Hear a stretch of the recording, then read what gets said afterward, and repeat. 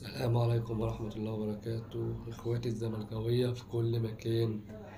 النهاردة انا مش هقول لكم على خبر او على صفقة، انا هكلمكم على التشكيلة المناسبة لنادي الزمالك في المباراة القادمة قدام سيراميكا افتتاح الدوري. طبعا بالمناسبة المباراة بقت الساعة 9 بدأت الساعة 8 عشان برضو اللي مش معانا يبقى عارف.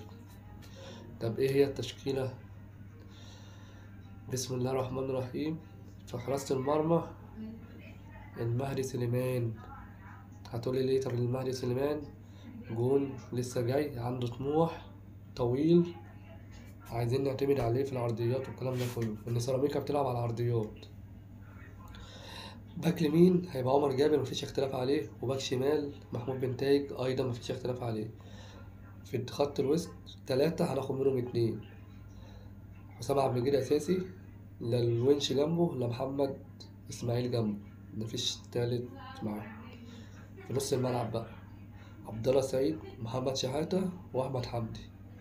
قدامه 2، عبد الحميد معالي باك وينج يمين، شيكو فونزا وينج شمال، قدامهم ناصر منسي. هتقولي ليه ناصر منسي؟ ناصر منسي الوحيد اللي فايق.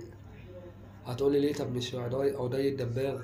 عدي الدباغ هيبقى لسه جاي، ملحقش ينسجم مع الفريق، هيبقى على الدكة.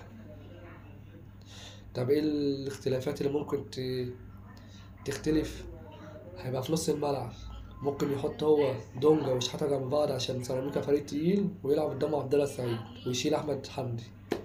وفي خط الدفاع ممكن يشيل محمد الونش ويحط محمد اسماعيل، ده اللي هيبقى اختلاف بس.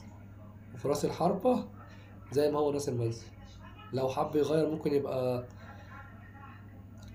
الدباغ او عمرو ناصر مكان ناصر منسي. هي دي الاختلافات في الثلاث اماكن دول فقط، لكن باك اليمين زي ما هو عمرو جابر، باك الشمال زي ما هو بنتايج، والوينج اليمين زي هو عبد الحميد معالي، والوينج الشمال زي ما هو شيكو فونزا.